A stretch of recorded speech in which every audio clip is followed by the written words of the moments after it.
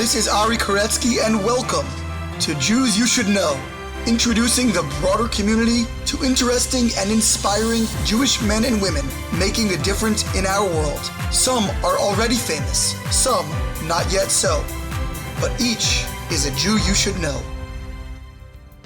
And we are back with another fabulous episode of Jews You Should Know.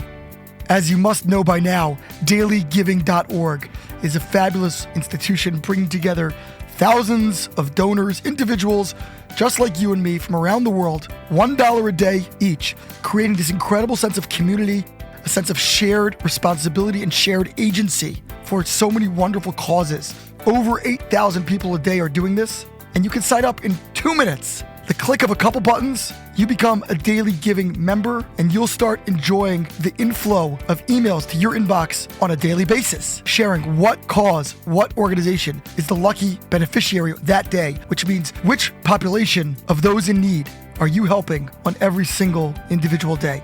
dailygiving.org. Meanwhile, I am sure that most of my listeners have never met anyone quite like Barry Shore. Barry, or Ephraim Shore, is the so-called ambassador of joy, and you will hear that blasting through quite saliently in our conversation. It's almost overwhelming speaking to Barry, but as you do so for a longer period of time, you realize that he's entirely authentic, and he brandishes the credentials to really be a purveyor of happiness. Although at first it may sound as such, he really is not coming from a Pollyannish place of naivete. And as you'll hear, without spoiling it, he's been through some profound tribulations in his life and nevertheless projects this incredible disposition. So I'm very excited for you to meet and learn from Barry today. Meanwhile, a reminder as always to follow us on social media at Jews You Should Know, spelled out fully on Instagram and Facebook, Jews You Should Know with the letter U on Twitter. Comments, questions to jewsyoushouldknow@gmail.com. Subscribe or follow wherever you may be listening. If you're on Apple, that would be in the upper right-hand corner. Click the little plus sign and follow. Spread the podcast to your friends and family. And now to our conversation with Ambassador of Joy, Barry Shore. We are here with Barry Shore, the Ambassador of Joy. How are you, Barry? Good day, beautiful, bountiful, beloved, immortal beings, and good-looking people. Now, wonderful Rabbi or Ari Koretzky, how can I make the claim, the categorical claim, that all the thousands of people that are listening and watching are all good-looking? Because by definition, if they tuned in consciously and conscientiously to listen to our conversation together, it means they're always looking for and finding the good. That's a good-looking person. Looking for and finding the good is the essence of the Jewish soul. Looking for and finding the good. Thank you for inviting me today. Thank you, Barry, for joining. And you're definitely, I think, going to be one of our more unique guests. And you definitely have an amazing and joyful spirit that I'm excited to learn all about. But meanwhile, talk about looking for the good, but let's start by looking back to the very beginning, a couple years ago, 10, 15, 30 years ago, to when you were growing up. Tell us a little bit about how it all started. Well, I'm happy to say it all started, of course, when I came out of my mother's womb, and there was applause from everybody except for one person, my father. He was crying. Why? Because he wanted a girl. I'm a firstborn boy in a Jewish family. You think I fulfilled? I was almost like a doctor coming out, and he wanted a girl. Okay, but he was happy eventually that I was here. And I'm happy to say I had an idyllic childhood, wonderful teenage years with all, of course, all the usual teenage angst and doing things that were against whatever my parents said and wanted to do. I loved being Jewish when I was a kid. As a matter of fact, I wanted to be a rabbi, wonderful Rabbi Ari. I wanted to be, you know why? So I grew up in a conservative shul, Temple Beth Zion, in a place called Brookline, Massachusetts. Anybody come from Massachusetts, Brookline, you'll say, yay, hello. Brookline, Massachusetts, a wonderful place to grow up. So I wanted to be a rabbi because I saw three things. Number one, the rabbi had a study that was filled with books and a great desk and everything. I said, wow, what a great place to be, study. Okay, that's one thing. Second thing was he got a house. Part of his rabbinic pay was they gave him this great house that wasn't far from the shul. I said, woo, what a gig. And he got a car. I said, well, who wouldn't want to be a rabbi? You get a car, you get a house, you get a study, you get to talk to people, you have Onik Shabbat on Friday night, all that sort of stuff. And then, of course, I realized the reality of being a rabbi in a synagogue. You have to deal with people. And I said, no, thank you. I'm going to do other things. Okay, so I did.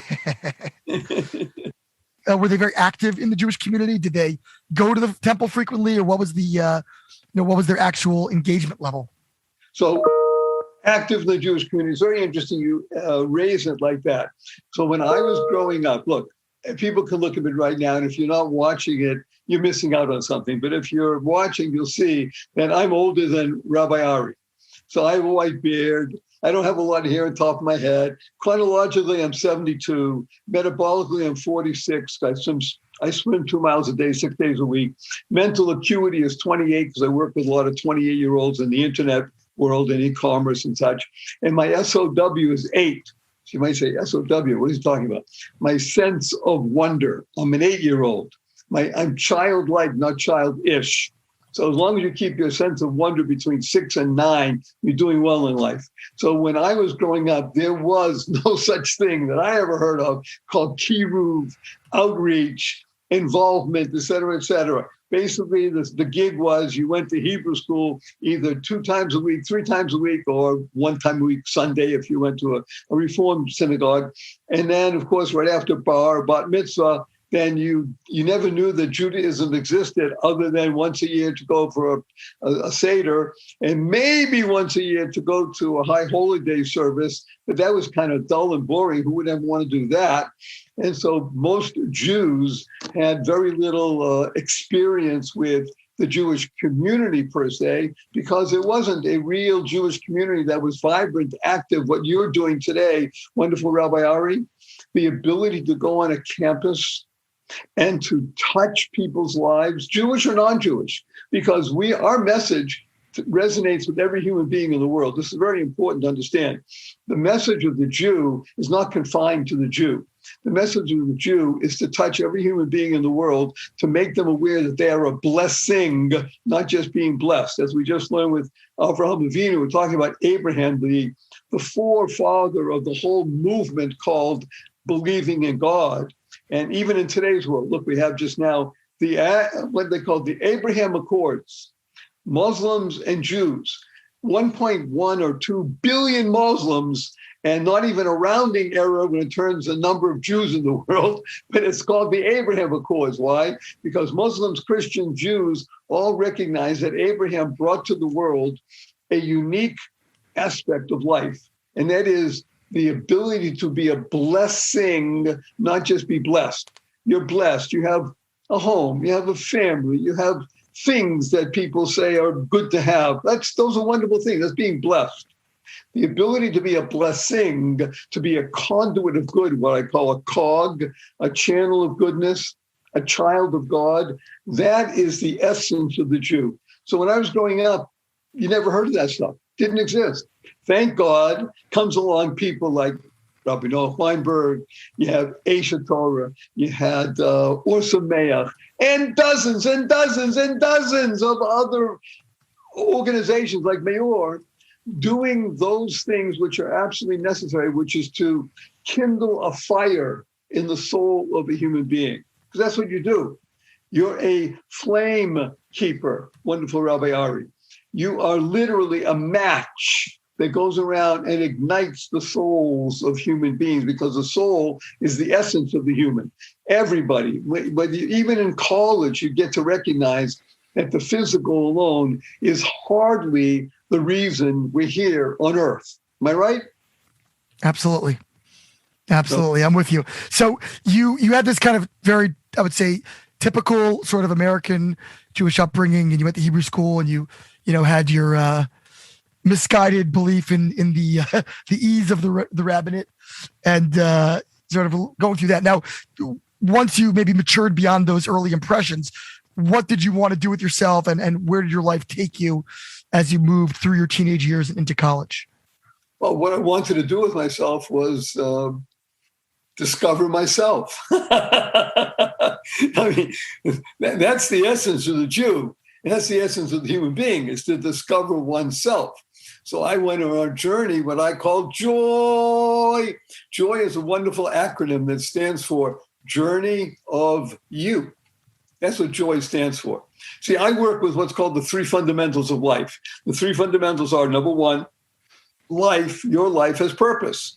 Once you recognize your life has purpose, you can go mad. Now, MAD in this case is a great acronym that stands for make a difference. You want to lead a purpose-driven life, you're going to make a difference in the world. And the third fundamental is to uncover and unlock the power and the secrets of everyday words and terms. Simple example, we're doing right now. This is being carried over the internet. So anybody everywhere in the world can be able to access this, right? It's not just confined to Parkville or Collegetown, Maryland. That's a magical, mythical platform. So when you ask anybody, what does www stand for? Invariably, it has to do with the internet.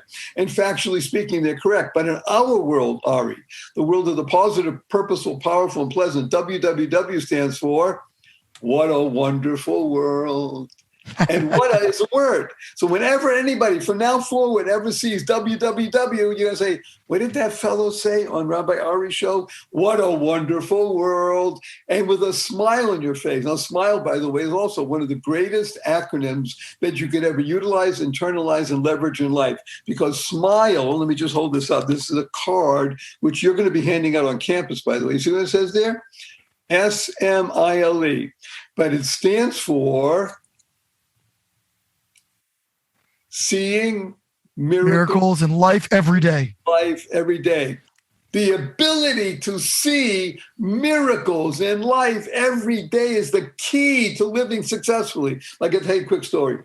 My 8-year-old niece comes over to me a few weeks ago. She says, Uncle Barry, can we spell SMILE, SMIEL?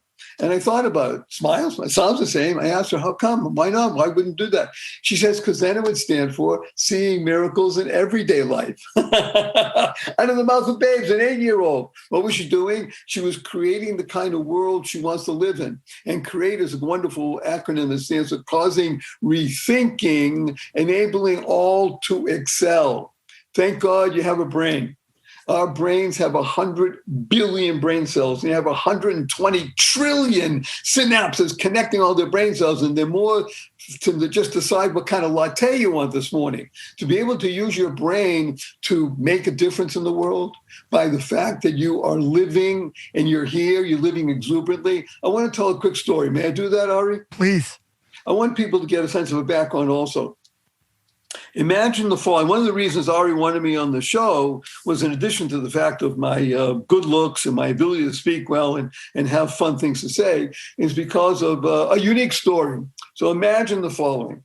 Standing up in the morning, hale and hearty, able to leap tall buildings in a single bound, and that night be in the hospital totally, completely paralyzed. And it was not for an automobile accident.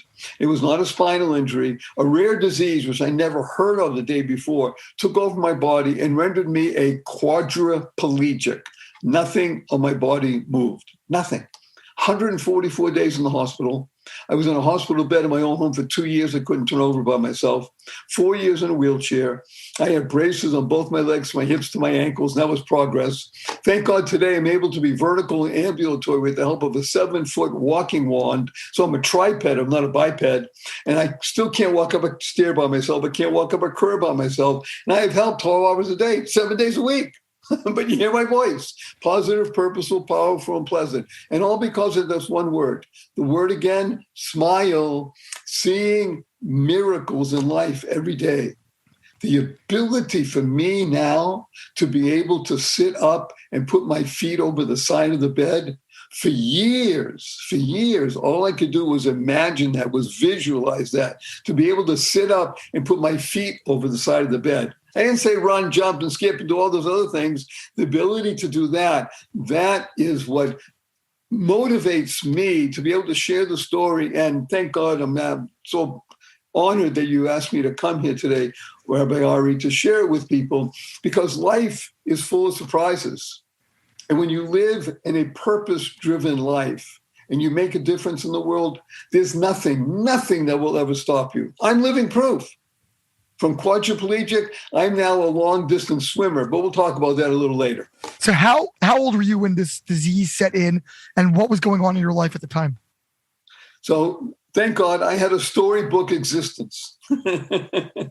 I was happily married. At that time, 27 years. Now, thank God, it's 44 years. Actually, we're in our 45th year.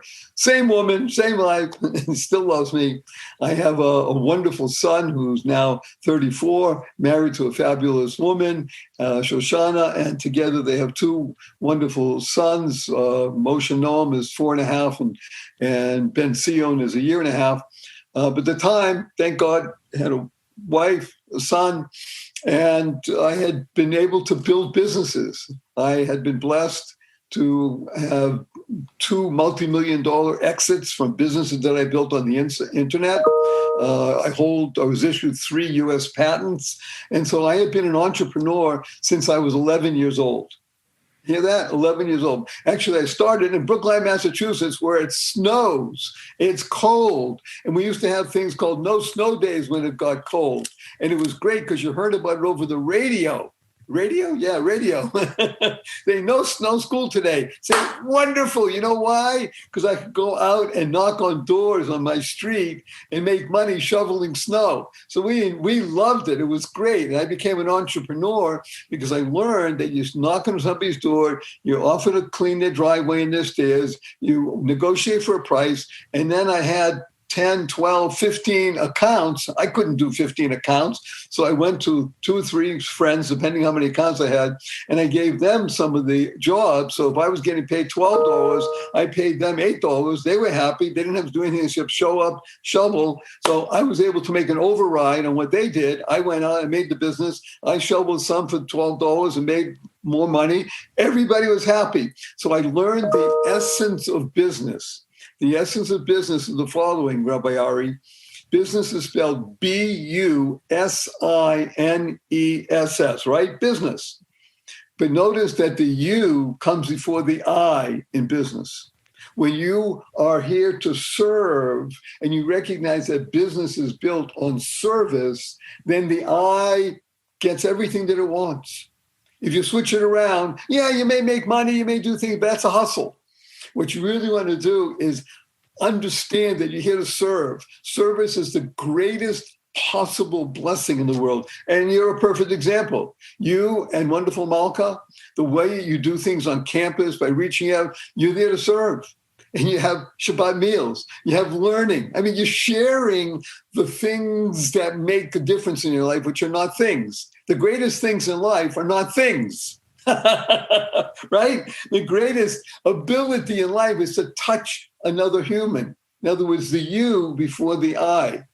And that's so I'm very happy to say I was doing very well in business. Literally, I was what everybody wants, I had.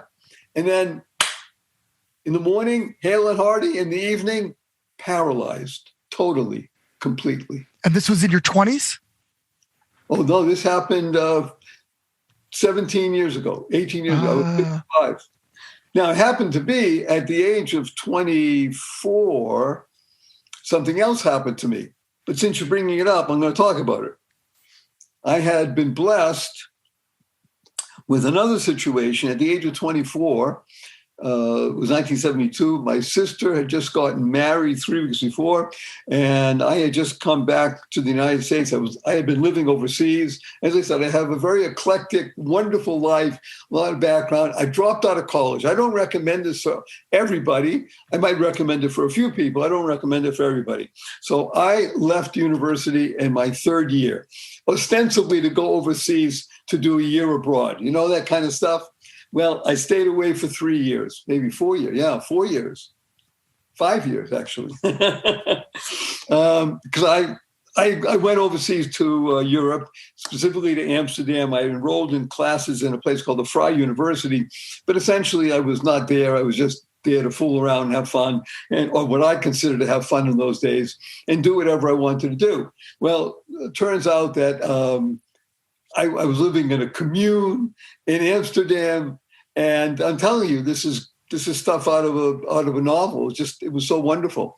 And the way we learned how to eat is because we would go to the flea markets in Amsterdam and buy old rugs that were spotted and ruined and such that, fix them up, cut out some pieces, and we made carpet pillows and bags and hats and just stuff. And we sold them there. We made money, and we ate and had fun and traveled all around. I had a VW bus, traveled all around Europe. I mean, I was living a life that people dream about. Okay, then I decided I'm going to go back to the United States, and I brought back an entire container of rugs, these fancy Belgian rugs that were all messed up and things like that. Brought them back to the United States and I opened up a store in Boston. Now, anybody here's from Boston knows anything, but there's a place called Newbury Street on Boston. Now, Newbury Street is like the Rodeo Drive of Boston or Fifth Avenue. I mean, it's just a great street. I opened up a little boutique. And my boutique was so successful. They wrote me up in Boston Magazine, all kinds of things like that, because we made hats and bags and pillows out of carpets and rugs. And people like Cheech and Chong came into the store and bought stuff. It was a big gig. So I was asked to go to a boutique show in New York. Well, we signed up, we went, because I was going to sell all over the country. On the way to the boutique show, it was Motzi Shabbos, Saturday night, about midnight or so. We're driving from Boston into New York, and we're on the New York Thruway at a place called Westchester County. And somebody fell asleep at the wheel of their car, Ari. And he was driving a big Buick. I was in a Volkswagen Beetle without a seatbelt in those days. It's 1972. Hello. And he fell asleep at the wheel of his car, and the median was not a big barrier. And he jumped over the median. The car hit my VW Beetle head on. So they didn't know. I saw pictures of it afterwards. They said it's impossible that anybody lived, but I did. I never lost consciousness, actually, until they got me to the hospital. But suffice it to say that my femur, for those who were in college, in the medical school, or pre-med or whatever, the femur is the thigh bone, the hardest bone of the body to break. It was smashed in many places. I was, thank God, in Westchester County, which is a very affluent place. And the doctors there operated immediately, and they used some new technology to put metal plates into my body outside of the bones, not pins in the bone, and to stabilize. I had 16-inch long metal plates, two of them with 10 screws in each plate. It was, and the amazing thing is, I'm still talking about it. I had glass in my face. They were picking it out for days. You can't see any scars. I had one small one. But suffice it to say, over the next 3 years, I was in physical therapy. But it was physical, mental, and spiritual therapy. Because everything I did, whether it was yoga or learning a little bit more about Judaism and returning and becoming far more aware of both my physical body, of course, because I'm basically unable to move a bit, and the spiritual aspect of my body, that was my first traumatic experience dealing with, well, what do you do now that you're laying in bed for months at a time, barely able to move? And over the next couple of years, had 2 other surgeries, one to remove some plates and some screws, and another to move plates. But in the meantime, wonderful Ari, I met some of the most remarkable human beings that ever walked the earth. People in Chabad, in Brookline, Massachusetts, the Boston Rebbe, who people may or may not have heard of, Rabbi Soloveitchik, the Rav, the Feuersteins, just regular people who reached out and touched my very soul. Again, much like you and Malka do. The ability, I am so happy to be speaking with you. Because what you do on campus is not just, oh, yeah, that's Rabbi Ari over there. You're not just you with the beaming face and the beautiful personality that is literally pouring forth love to other people. that enables people to live life to the full. If you're here, you have an obligation to live exuberantly, not just to be alive, to live exuberantly. You never know what's going to happen in the next moment. Make sure that you're in touch with your body and your soul. And that's what you do at Meor. Meor means to enlighten. That's who you are, right? Certainly trying. Well, not only try, you're succeeding. People I've spoken to, they understand. Look, I went on the site. I really love this program that you're working with, kindness, because we have one of the cards that we have an entire series of inspirational cards. One of them is called the Keep Smiling card, just as an example. So this Keep Smiling card, whether you can see it or you're only listening, we have shared this Keep Smiling card with more than 2.5 million people around the world for free.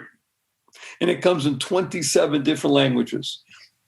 So the ability to have these cards, one of the cards reads, everyone you meet is fighting a battle you know nothing about. You turn the card over and it reads, be kind always. Kindness is one of the most important aspects of the human condition. And what you're doing with enabling people to recognize it and be conscious of it and conscientiously practice it, because that's the essence of Judaism. It's the foundational principle. By the way, KIND stands for Keep Inspiring Noble Deeds. That's the acronym for KIND. Keep inspiring noble deeds. So it's not just Rabbi Ari being kind.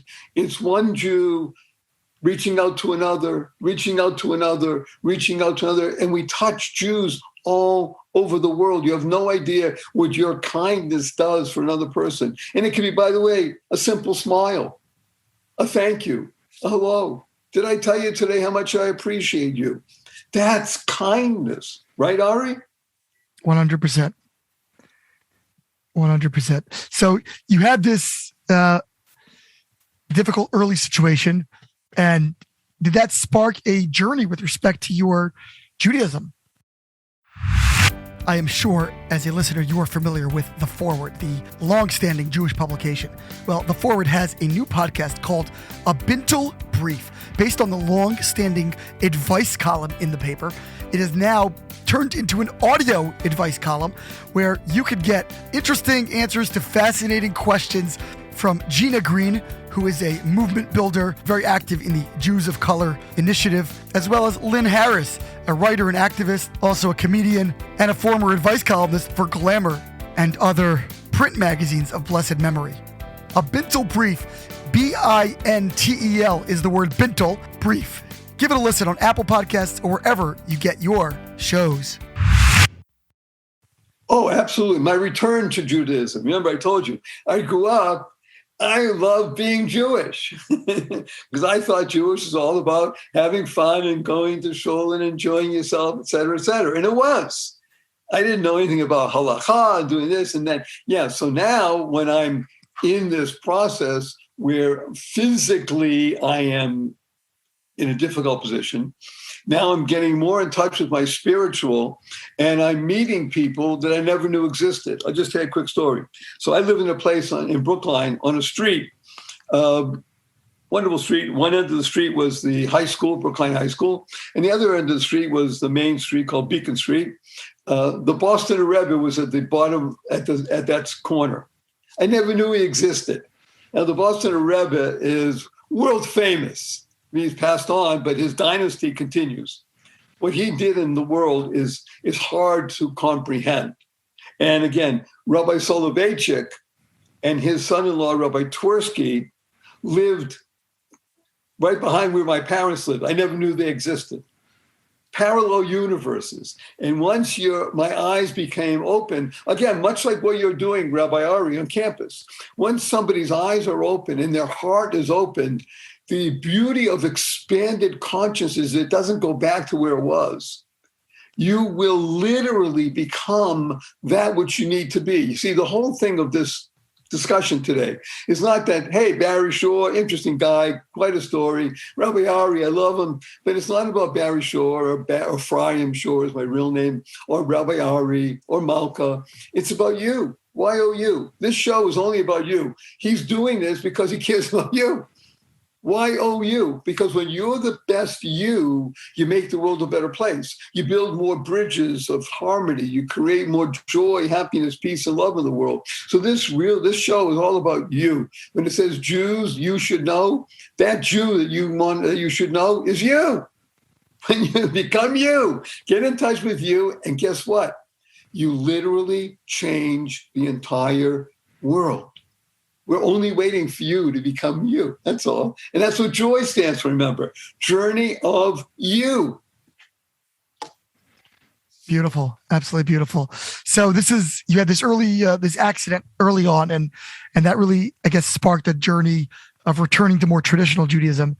I'm curious, you have this exuberant personality and this wonderful attitude now. Was that natural to you? Is that sort of your natural predisposition, or is that something that developed in tandem with your religious odyssey? So I'm happy to tell everybody that it is my default position. I got to tell you why. It's really important to understand the why of everything. Anybody wants to watch some truly inspiring YouTube, it's the What is Your Why by Simon Sinek, Sinek. Learn about your why. And talking about business, but it relates to everything. Again, with business, you before the I. So I am blessed to tell you that I had wonderful parents. I have two fabulous siblings, both younger than myself, girls. They're older women these days, and they have, thank God, children and grandchildren. My mother, Frances Ida Goldstein Shore, was one of the more remarkable human beings I've ever met in my life. My father also was an interesting guy, but my mother was remarkable because of the following.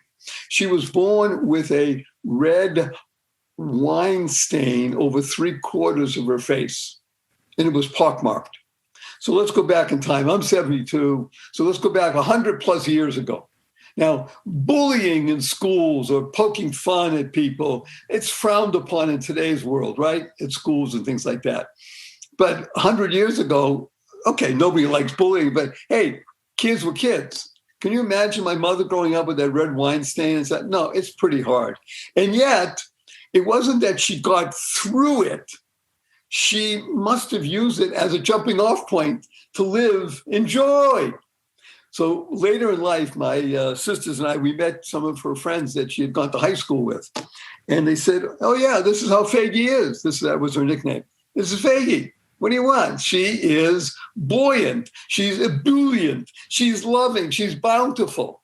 And it wasn't that she was saying, oh, poor me, or I'll get through it. No. It was her inner being that somehow came through.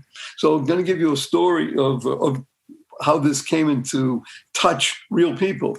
So again, my mother is quite the person, quite the personality.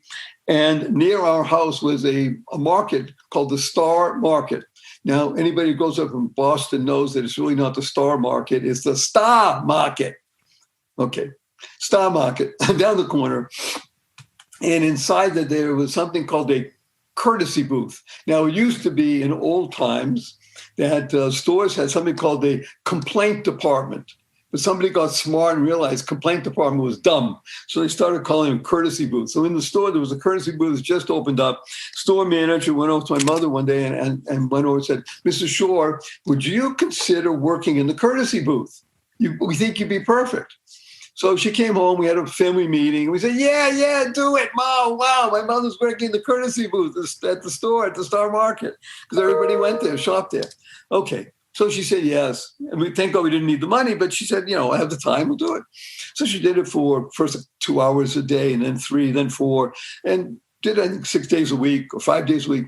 But she was a hit. How much so that she became the model for the entire chain. In those days, there were 12 stores in the chain. And when she left about 7 or 8 years later, they had a big dinner in her honor. And we met the president of the chain. It was a beautiful Italian family, that they had come to our house a couple of times because they were just so enamored with my mother. So they gave her this big banquet. They gave her a big check and a carved Steuben bowl, Steuben glass, Steuben. Steuben glass was a big thing. Beautiful carved bowl and speeches about how she increased the bottom line at the supermarkets by somewhere around 1.5%, 2.5% every year that she was there, which in the food business is big deal. That's a big deal. I mean, she was getting paid whatever she was getting paid, peanuts compared to what they made. But it was a big deal because she was the model for the courtesy book. But that was my mother. So how could I not find a mechanism that channeled my mother?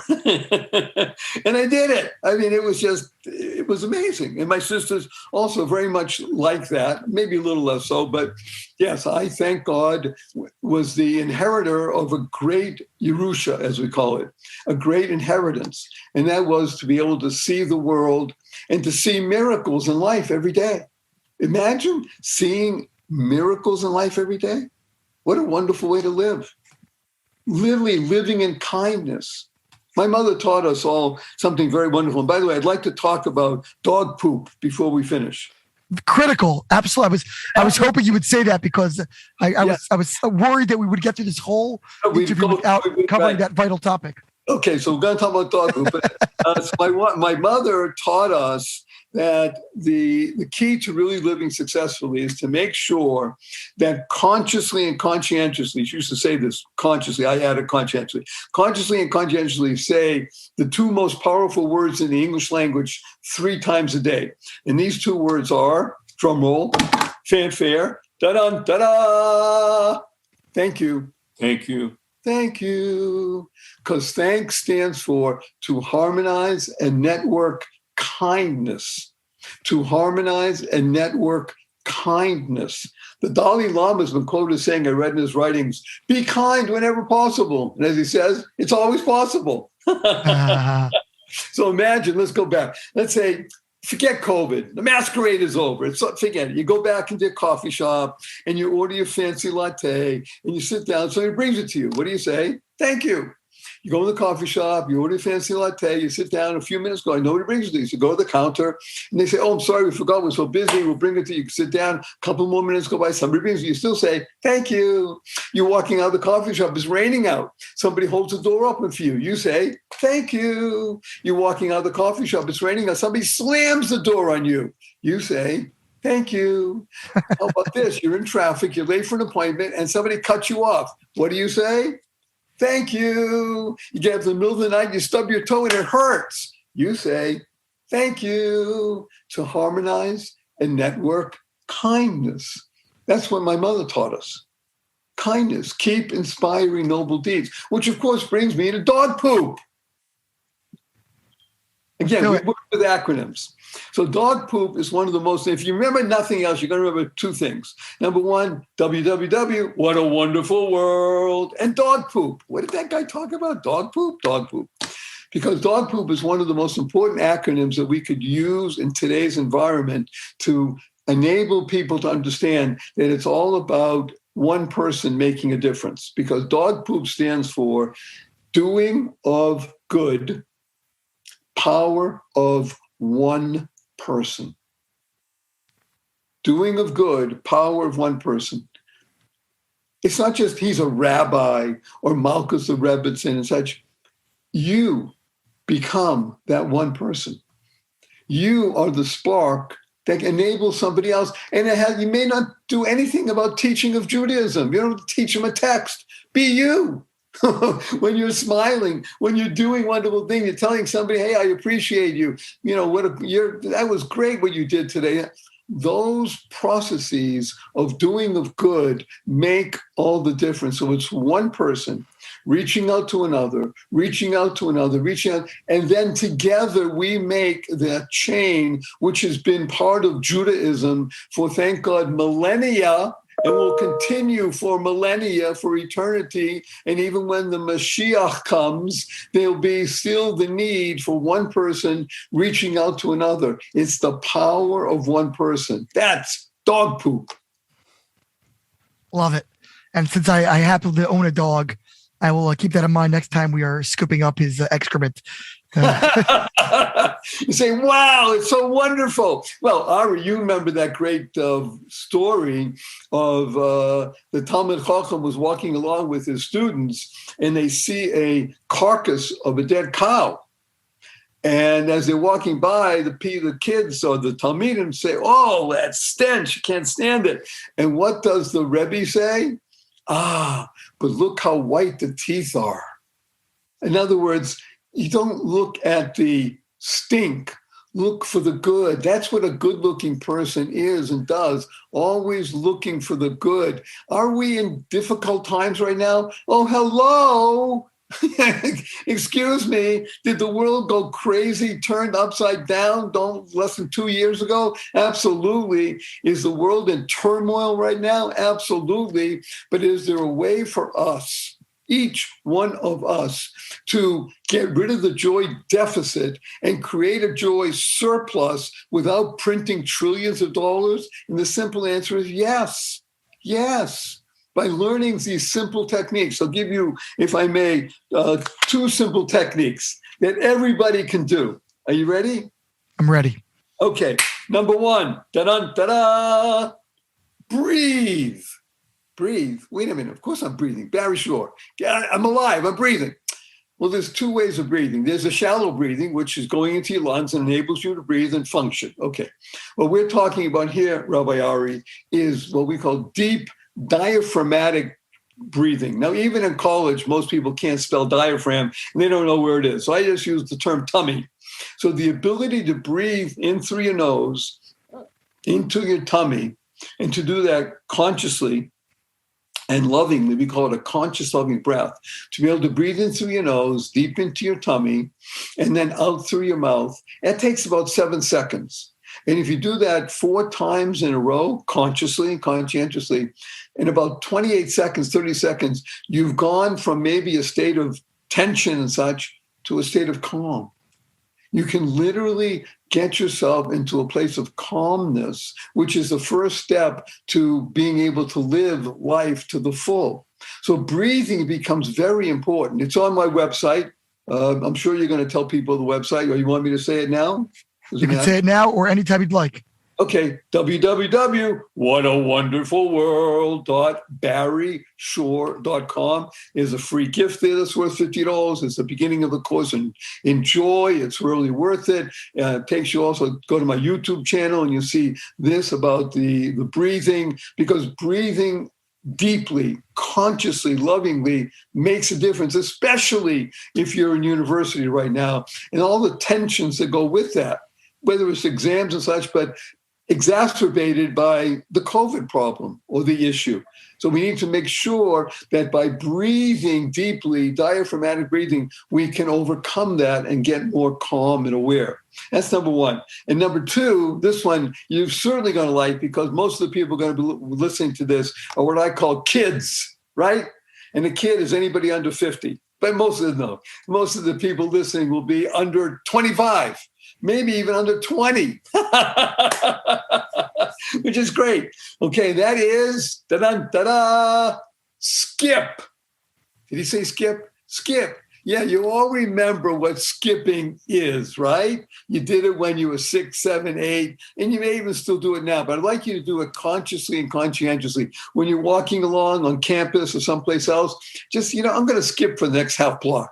Literally skip, that's it. You will find that when you skip, you can't skip without smiling and feeling better. And that is a process that enables you to get in touch with your real being. And now the better part is when you skip and you hold the hand of somebody else. And the better part is when you skip and you hold your right hand with one person and your left hand with another person. Because when you're skipping with 2 other people, you're now invigorating an entire universe. You're literally creating an energy that cannot be stopped. There is no such thing as the ending of energy that was done in a positive, purposeful, powerful, pleasant manner. And skipping does that. So by breathing, conscious, loving breath, and by skipping, you will make a difference in the world. Again, this show is only about you. Y-O-U. We care most in the whole world about you. And it's the essence of the Jew. Say, what does a Jew do? Jews skip. How do you know that? Well, Barry Short says so. Okay, if you don't believe me, Rabbi Ari will teach you. In the Bible, it says someplace, skipping is good. And if it's not, he'll make it up and tell you. So I want to ask, two things. First of all, are there ever times that you feel a call for the opposite of joy, sadness, or how do you make space for other human emotions as a person who is generally disposed towards overflowing joy? So this is the question, of course, that I am asked on a regular basis, because is it possible to be in joy all the time? So here's a simple answer. You ready? Yes.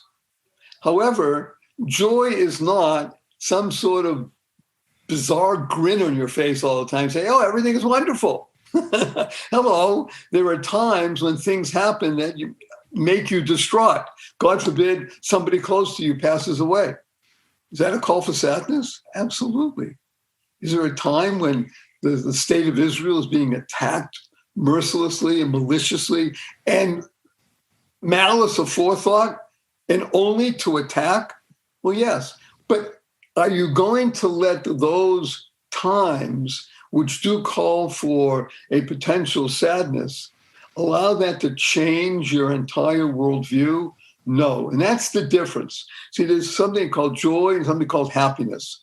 So I want to explain to people what I call the unique distinction between excitement and enthusiasm. I think this might help answer. You ready?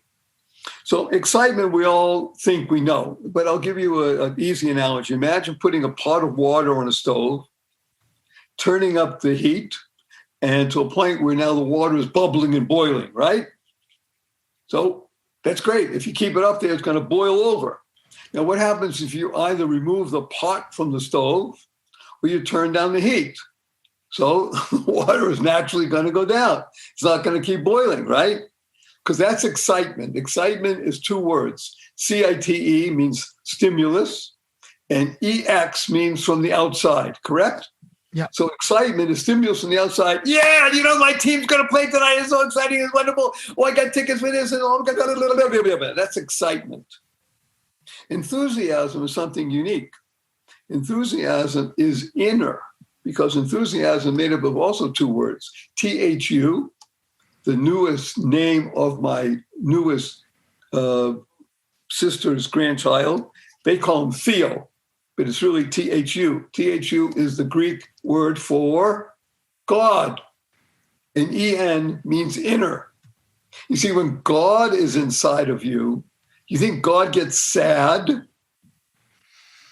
No, God is. I mean, can you tickle God? Yes. Can you make him cry?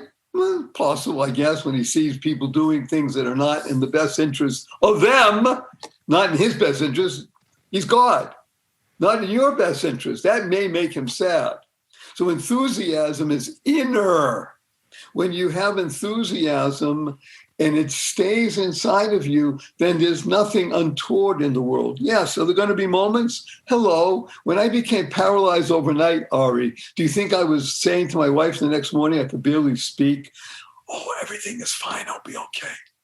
Duh! I'm paralyzed. I can't move. Who knows what's going to happen in life? I mean, right now, if you're watching, you see Barry Schul's moving his hands. He's speaking very nicely. I couldn't speak for months and months. I mean, barely above a whisper. I can't sit up from this chair right now. I have to push on the arms, and sometimes I have to stand up. Well, hello. But did I get upset?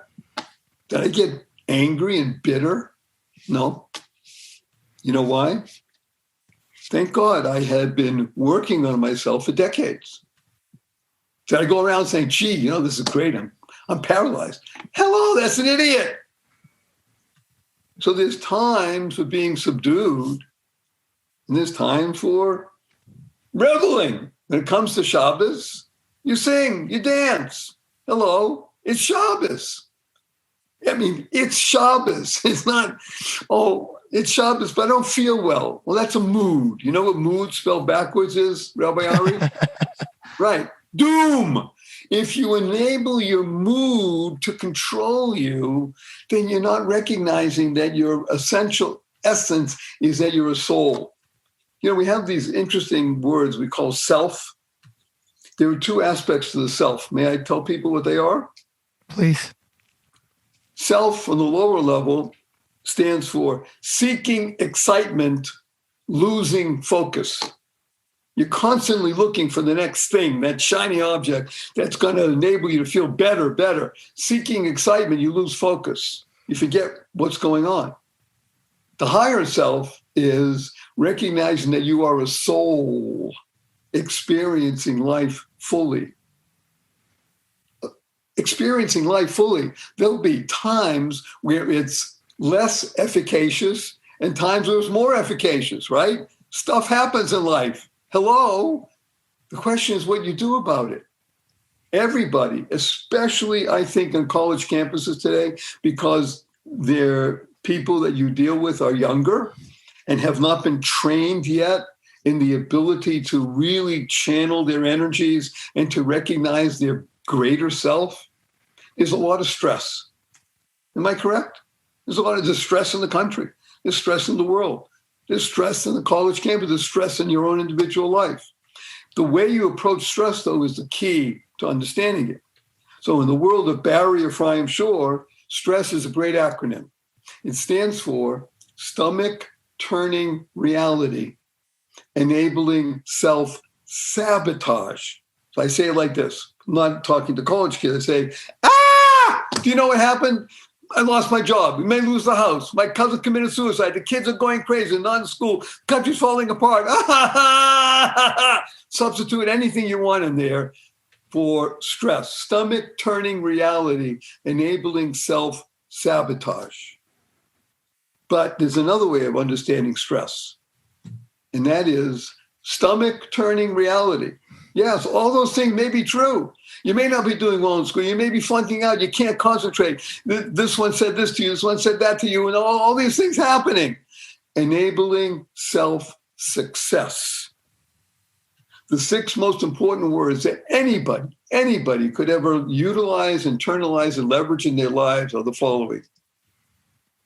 Choice, not chance, determines your destiny. Choice, not chance, determines your destiny. How you choose to respond in any given situation will determine what's going to happen for you. Stomach turning reality, it may be really tough. Excuse me, you can't get a lot tougher than paralyzed overnight. Enabling self-success. How you choose to respond is the key to your life. Life stands for living inspirationally for eternity. Are you here to be a blessing? Are you here to live exuberantly? Are you here to be fulfilled and become the best you possible because the world needs you? Are you here to love dog poop? Then go forth. Live exuberantly. Spread the seeds of joy, happiness, peace, and love. Now, tell people, how have you institutionalized these teachings? And I know you have a podcast and other mechanisms for distributing this message. What have you done in terms of writing, in terms of media, in terms of programming to get this message out to the world? So first of all, thank you again for enabling me to be with you today and to share. By the way, sharing stands for spreading happiness and rejuvenating energy. So all of these items, ideas are in my latest book titled The Joy of Living, How to Slay Stress and Be Happy. And in there, I discuss the 11 strategies that I've been able to delineate and put into context through this process of being paralyzed. I mean, it's a great way of being able to focus one's attention And as I said, thank God I'm able to do vertical and ambulatory. So I have this wonderful book. Thank God many thousands of people read it, love it, use it, because it's a book to be used, not just to be read. Matter of fact, the person who wrote the introduction to my book is the man who was the co-author of a book series called Chicken Soup for the Soul. You ever hear that, Rabbi Ari? I sure have, yep. And I'm sure many people are listening have heard of it because it's the second largest title in print in the history of the world outside of the Bible. 500 million copies. So Jack Canfield, the co-author of Chicken Soup for the Soul, wrote the introduction to my book because he feels it's that valuable. So there's 11 strategies for learning how to live, enjoy daily. Plus we have some of the cards I showed you.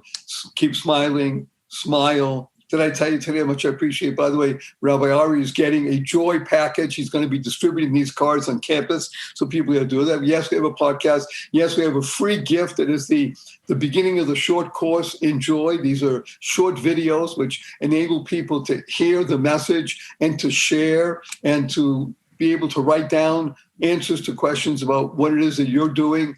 So we're now, and plus I just joined hands with another amazing being. His name is Edwin Edderberry. He's the chief happiness officer of a movement called the Happiness Project. So Edwin and I are called Joy and Happiness Join Hands.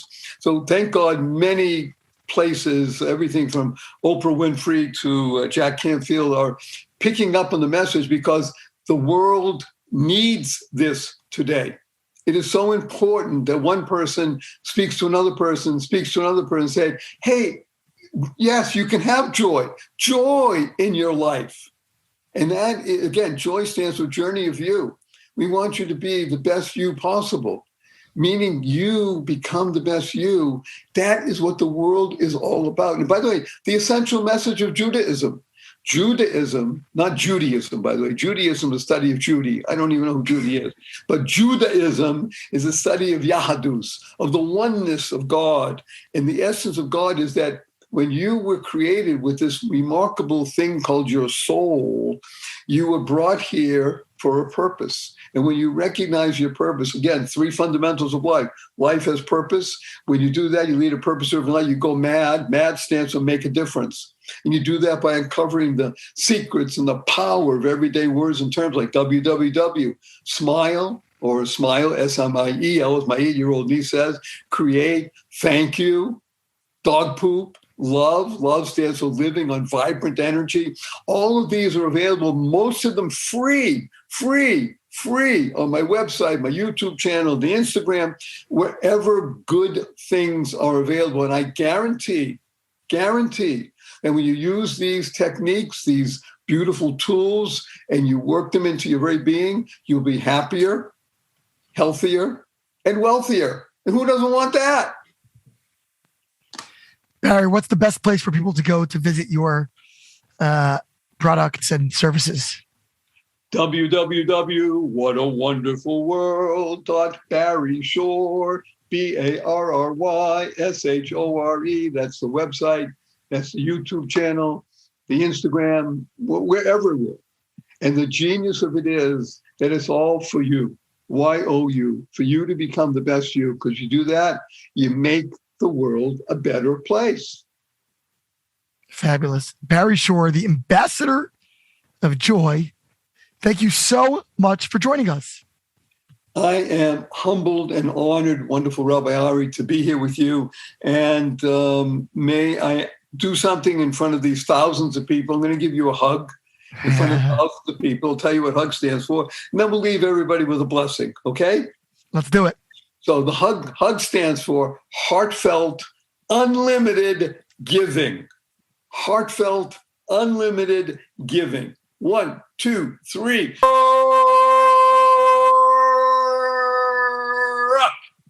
Love it. Go forth. Live exuberantly. Spread the seeds of joy, happiness, peace, and love. Go mad. Go make a difference. Barry Shore, thank you so much for joining us.